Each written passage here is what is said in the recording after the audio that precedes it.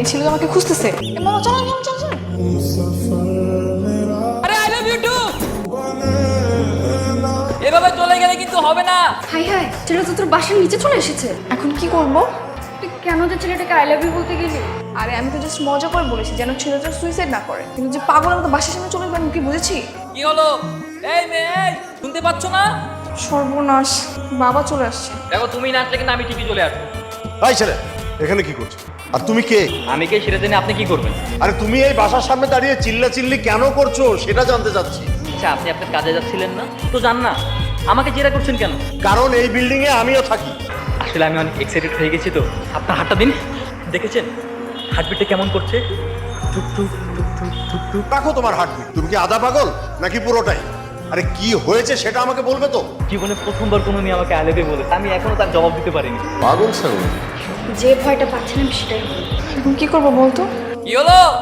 আরে এত লজ্জা পেলে হবে? তোমাকে আই লাভ ইউ টু বলার জন্য দাঁড়িয়ে আছি, আর কতক্ষণ ওয়েট করাবা? আচ্ছা শুন, আমি একটা কাজ করি, বাইরে গিয়ে ছেলেটাকে একটু বুঝে শুনে পাঠিয়ে দিই নাকি? তুমি আসছো? আমার যে কি যে ভালো লাগছে। তুমি এখান থেকে চলে যাও, আমি তোমার সাথে কালকে দেখা করবো। কালকে? আজকে তো থাকো না, কথা বলি। চুপ, যেটা বলছি যাও। তা তোর মহারাজ কোথায়? আর কতক্ষণ বসে থাকবি? ভালোবাসি বলে দাও আমায়। না, এটা তোমার জন্য। কি আনছো এগুলো? সরো। এখন বলো তো তোমার সমস্যা কি? কালকে কি সত্যি সত্যি সুইসাইড করে যাচ্ছিলে নাকি ওখানে দাঁড়িয়ে প্রজাপতি গুনছিলে? সত্যি সত্যি সুইসাইড করতে যাচ্ছিলাম। কেন? তোমার কি একবার পরিবারের কথা মনে হয়নি? এই পৃথিবীতে আমার পরিবার বলতে কেউ নেই। আচ্ছা, তাহলে সুইসাইড করতে কেন যাচ্ছিলে? কার উপরে তো অভিমান? নিজের উপর, কারণ আমাকে কেউ ভালোবাসে না। তাই বলে সুইসাইড করতে হবে? ভালোবাসাই যদি না পাই পৃথিবীতে বেঁচে থেকে কি লাভ?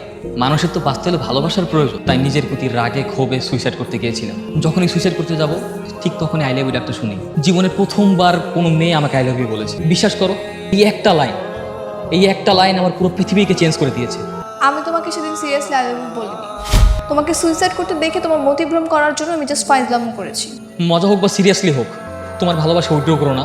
মরেই যাবে এখন যদি ব্রেকআপ করো। দেখো, এই রিলেশনটা করা আমার পক্ষে পসিবল না। কেন পসিবল না? আমার কেউ নেই বলে? রিলেশনটা করলে আমি 6 মাসের বেশি কন্টিনিউ করতে পারবো না। 6 মাস কেন? কারণ আমার বিয়ে ঠিক হয়ে গেছে। 6 মাস পর আমার বিয়ে। না, আমি বিশ্বাস করি না। তুমি নিশ্চয়ই মিথ্যা বলছো। আমার অলরেডি এঙ্গেজমেন্ট হয়ে গেছে। দেখো আন্টি। 6 মাস এনাফ।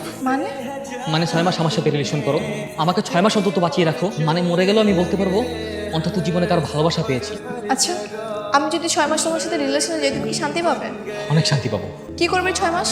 অনেক ভালোবাসবো তোমাকে, এত ভালোবাসবো যে ভালোবাসা পৃথিবীর কোনো প্রেমিক তার প্রেমিকাকে বাসতে পারে না। কিন্তু আমার কিছু শর্ত আছে। কি শর্ত তোমার? এই রিলেশনের কথা কাউকে জানানো যাবে না। দাঁড়া, কলম নিয়ে আসি। হ্যাঁ, এবার বলো। আমার বিয়ের দিন কোনো প্রকার ঝামেলা করা যাবে না। আমি তোমার সাথে প্রতিদিন দেখা করতে পারবো না, সর্বোচ্চ 2 দিন বা 1 দিন। দেখা হলে ডিসটেন্স মেনটেন করতে হবে। আর তুমি কখনো আমার হাতও ধরতে পারবা না। আর আমার বিয়ের 1 সপ্তাহ আগে তোমার সাথে আমার সকল সম্পর্ক নষ্ট হয়ে যাবে। রাজি, এই শর্তগুলো মানতে আবার কোনো সমস্যা নেই। আমি এই শর্তগুলো অক্ষর অক্ষরে পালন করবো। হ্যালো, কে? আমি শাওন। তুমি আমার নাম্বার কোথায় পেলে? কালকে রেস্টুরেন্টে তুমি তোমার ডায়েরিটা ফেলে গিয়েছিলে না, ওখান থেকেই পেয়েছি। এই জন্যই তো আমি আমার ডায়েরিটা খুঁজে পাচ্ছিলাম না। আগে একটু কষ্ট করে আমার ডায়েরিটা দিয়ে যেও। মর্নিং প্রিয়তমা, শরতের এই নীল আকাশের নিচে সাদা কাশফুলের মাঝে তোমাকে আমন্ত্রণ জানাচ্ছি। এখন তো দুপুর হয়ে গেছে, তুমি সকাল কোথায় পেলে? তোমাকে যখন দেখি তখন থেকেই আমার সকাল, হোক সেটা রাত বা দিন। আর তুমি যখন পাশে থাকো সব কিছু মনে হয় যেন থমকে গেছে। কালো শাড়ি? তোমার একটা ইচ্ছে ছিল না কালো শাড়ি পরে কাশফুলের সাথে ছবি ওঠানো?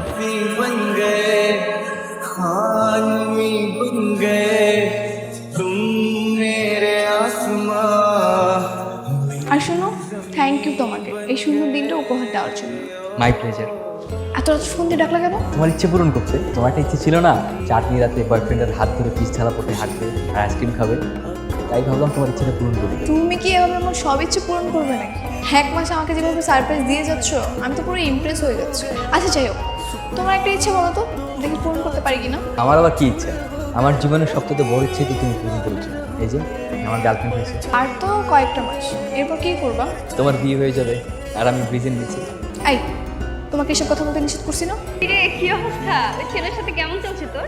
আরে আর বলিস না, ছেলেটা না একটা আস্ত পাগল। ও সবসময় আমার ছোট ছোট ইচ্ছে পূরণ করার জন্য পাগল হয়ে লেগে থাকে।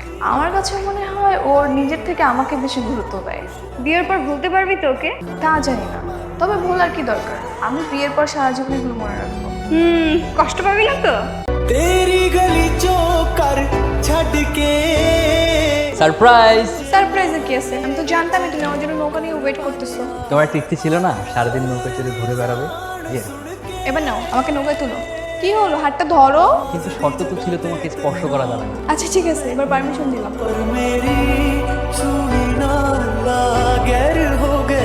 এই, আমি তোমার জন্য একটা উপহার আনছি। Thank you so much. আচ্ছা শোনো, তুমি ফুলটা খোপাই দাও, আমি তোমার একটা ছবি তুলি। অনেক সুন্দর লাগছে। আচ্ছা শুনো, এটাই হয়তো আমাদের শেষ দেখা। কেন? কারণ 6 মাস তো হয়ে গেল, এবার তো আমার বিয়ের প্রস্তুতি নিতে হবে।